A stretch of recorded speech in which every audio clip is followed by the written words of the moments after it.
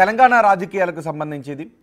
కొండా సురేఖ ఓఎస్డీతో మొదలైన వివాదం పెద్ద రచ్చకే దారితీసింది. కొండా సురేఖ కొండెక్కి కూర్చున్నారు. ఆ తర్వాత ఇన్ఛార్జ్ వరకు ఈ వ్యవహారం వెళ్ళింది. ఇన్ఛార్జ్ కూడా చొరవ తీసుకోవాల్సిన పరిస్థితి ఏర్పడింది. సో ఇప్పుడు ఎట్టకేలకు కొండా సురేఖ ఆ అలక దిగి వచ్చారు. అయితే ఇప్పుడు డ్యామేజ్ ఎంతవరకు జరిగింది? కొండా సురేఖ అలక దిగటంతో డ్యామేజ్ కంట్రోల్ జరిగిందా అనే చర్చ కూడా జరుగుతుంది. ఇదే విషయంపై ఇప్పుడు మనం చర్చించబోతున్నాం.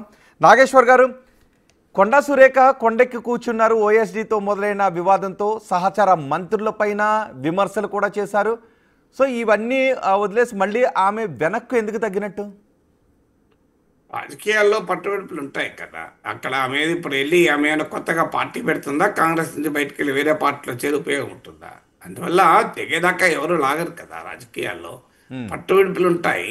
తన తన పంతం నెగ్గించుకునేంత వరకు తమకు అవకాశం ఉన్న వేరకు ప్రెషర్ పెడుతూనే ఉంటారు. ఇప్పుడు ఆమె అలక్క దిగడం కాదు, అలక్క అనేది చాలా చిన్న పదం.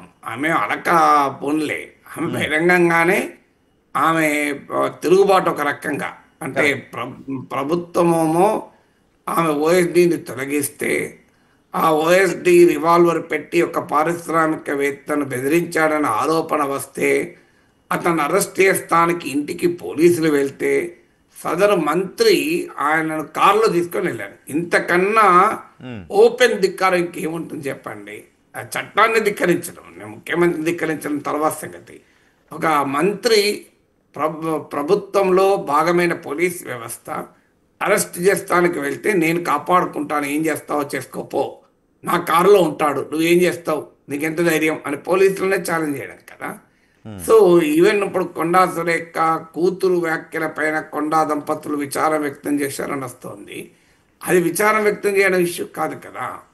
కూతురు వ్యాఖ్యలు కాదు, మంత్రే నేరుగా ఒక ఆరోపణకు నిందితుడిగా పోలీసులు అరెస్ట్ చేస్తానికి వెళ్తే పోలీసులు మంత్రి కారులో పట్టుకొని నేను తీసుకొని వెళ్తాను అంటే ఒక రకంగా పోలీసులను ఛాలెంజ్ చేయడం. నా కారులో ఉన్న వ్యక్తిని మీరు ఎలా చర్య తీసుకుంటారు, దమ్ముంటే చెయ్యి అన్నట్టే కదా. ఇప్పుడు నిజంగానే నాగేశ్వర్లు అంటాడు, ఒక పోలీసులు అరెస్ట్ చేస్తానికి వచ్చిన వ్యక్తిని నా ఇంట్లో దాచుకుంటే ఒప్పుకుంటారా? నా మీద కేసు పెట్టరా? నా కారులో తీసుకొని నేను బయటికి వెళ్ళారనుకోండి, మీరు నా పైన పోలీసులు కేసు పెట్టకుండా ఉంటారా? అంటే చట్టం ఒక పౌరునికి ఒక రకంగా, మంత్రికి ఒక రకంగా ఉండదు కదా. అంటే ఆ మంత్రి ఒక రకంగా ప్రభుత్వ నిర్ణయాల్ని ఛాలెంజ్ చేశారు, చట్టాన్ని ఛాలెంజ్ చేశారు. ఏం చేసుకుంటారో చేసుకోండి, మీరు అరెస్ట్ చేస్తారా, నేనే నా కారులో కూర్చుంటాను అని. నిజంగానే పోలీసు కనుక మంత్రి కారులో ఉండగా అరెస్ట్ చేస్తానికి వెళితే మంత్రి ఫిజికల్గా అడ్డుపడితే ఎంత పొలిటికల్ ఎంబరాస్మెంట్ ఉండేది మనం ఊహించుకోవడానికి కూడా ఆశ్చర్యం వేస్తుంది. ఆ తర్వాత మంత్రి కూతురు చేసిన వ్యాఖ్యలు ఏకంగా ముఖ్యమంత్రిని టార్గెట్ చేసి మాట్లాడారు. ముఖ్యమంత్రి సన్నిహితుడు కూడా ఈ వ్యవహారంలో ఉన్నారని వాళ్ళ బీఆర్ఎస్ ఇప్పుడు దాన్నే ఉపయోగించుకుంటోంది. తర్వాత మేము వెళ్ళి ముఖ్యమంత్రిని కలిశాము, విచారం వ్యక్తం చేయాలంటే సరిపోదు కదా. ఆ తర్వాత కాంగ్రెస్ పార్టీ మంత్రులందరిపైన, రెడ్లందరూ కలిసి బీసీ మంత్రి పైన మీకు అటాక్ పెడుతున్నారు అన్నారు. అంటే రెడ్ల ఉత్తమ్ కుమార్ రెడ్డి పైన, మీకు పొంగులేటి సుధాకర్ రెడ్డి, పొంగులేటి శ్రీనివాసరెడ్డి పైన టార్గెట్ కూడా చేసి మాట్లాడారు. ఆ స్థాయిలో టార్గెట్ చేసిన తర్వాత అయిపోయింది, ఇక క్లోజ్ చేయండి, క్లోజ్ అవుతుందా?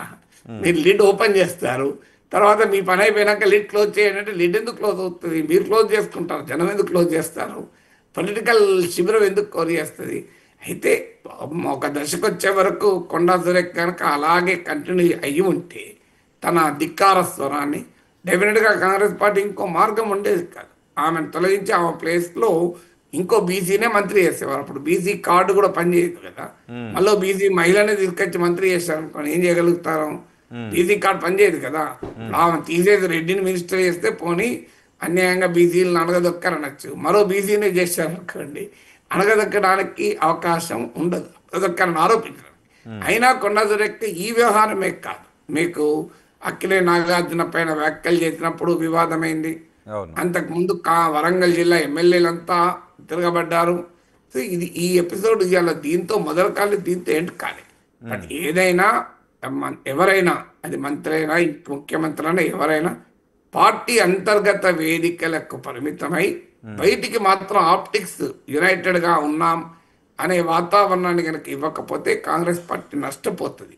ఆల్రెడీ మనము పొన్నం ప్రభాకర్ వర్సెస్ లక్ష్మణ్ కుమార్ వ్యవహారం చూసాం, కరెక్ట్. లక్ష్మణ్ కుమార్ వర్సెస్ వివేక్ వ్యవహారం చూసాం, ఇప్పుడు కొండా సురేఖ వ్యవహారం చేశాం. మొదట్లో మీకు ఫస్ట్ 1 year వరకు మీకు ఎక్కడ కాంగ్రెస్ ప్రభుత్వం యూనిటీని కోల్పోయినట్టు కనిపించలేదు. లోపల ఏం జరిగినా బయటికి మాత్రం చాలా యునైటెడ్గా కనబడ్డారు. ఇప్పటికీ కూడా మీకు రేవంత్ రెడ్డి, బట్టి విక్రమార్క ముఖ్యమంత్రి పదవికి పోటీ పడ్డారు. రేవంత్ రెడ్డి, ఉత్తమ్ కుమార్ రెడ్డి పోటీ పడ్డారు. అక్కడ మాత్రం మళ్ళీ ఎక్కడ మీకు డిస్టర్బెన్స్ కనిపించడం లేదు చూడండి. సో అక్కడ ఆ ఆప్టిక్స్ పర్ఫెక్ట్గా మెయింటైన్ చేస్తున్నారు. కానీ దిగువ స్థాయికి వచ్చే వరకు రాజగోపాల్ రెడ్డి తిరుగుబాటు కంటిన్యూస్గా జరుగుతూనే ఉంది. ఇవన్నీ ఒకదానికోటి కనెక్ట్ అయి ఉంటాయి. దాని పొలిటికల్ ఇంపాక్ట్ అనేది చాలా తప్పనిసరిగా ఉంటుంది. ఇంత డ్యామేజ్ కంట్రోల్ చేసుకోవాలనుకున్నా డ్యామేజ్ పెరగకుండా ఆపగలిగారు తప్ప జరిగిన డ్యామేజ్ని ఏమీ పూడ్చలేరు. జరిగిన డ్యామేజ్ జరిగిపోయింది కదా. సో నిజానికి ఇదే వ్యవహారం ఒక ప్రాంతీయ పార్టీలో అయితే ఈ పార్టీకి బహిష్కరణలు, సస్పెన్షన్లు జరిగి ఉండేవి. కానీ ఇక్కడ అట్లా కాకుండా మీరన్నట్టు యూనిటీ ఉందా, లేదు ఇంకేమైనా జరిగిందని అనుకోవాలని, అధిష్టానం చొరవతో జరిగిందని అనుకోవాలా, లేదంటే ముఖ్యమంత్రి చొరవ? ప్రాంతీయ పార్టీ స్టైల్ ఆఫ్ ఫంక్షనింగ్ వేరుంటుంది. ప్రాంతీయ పార్టీలో కూడా ముఖ్యమంత్రితో ఘర్షణ వచ్చినప్పుడే సమస్య వస్తాయి, లేకపోతే అంత సమస్య రాదు. అక్కడ కూడా మంత్రుల మధ్య సమస్య వచ్చినా ఆ ఘర్షణ ఒక్కోసారి బయటికి వస్తుంది. బట్ అట్లీస్ట్ ప్రాంతీయ పార్టీలో ఆ కంట్రోల్ ఉంటుంది. కాంగ్రెస్ పార్టీలో పుల్స్ అండ్ ప్రెషర్స్ ఎక్కువ కదా. జాతీయ పార్టీ కనుక ప్రతి నాయకునికి సొంత ఈక్వేషన్ ఉంటుంది. ఎవరిని బలంగా ఉంచడం అధిష్టానానికి ఇష్టం ఉండదు. చెక్స్ అండ్ బ్యాలెన్సెస్ పెడతారు.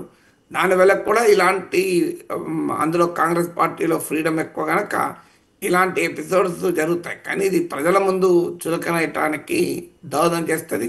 ప్రతిపక్షాలకు బలమైన ఆయుధాలు ఇస్తాయి. ఇదేదో వ్యక్తిగతమైన రాగద్వేషాల సమస్య కాదు కదా. ఇది వసూళ్లకు సంబంధించింది, అవినీతికి సంబంధించిన అంశము.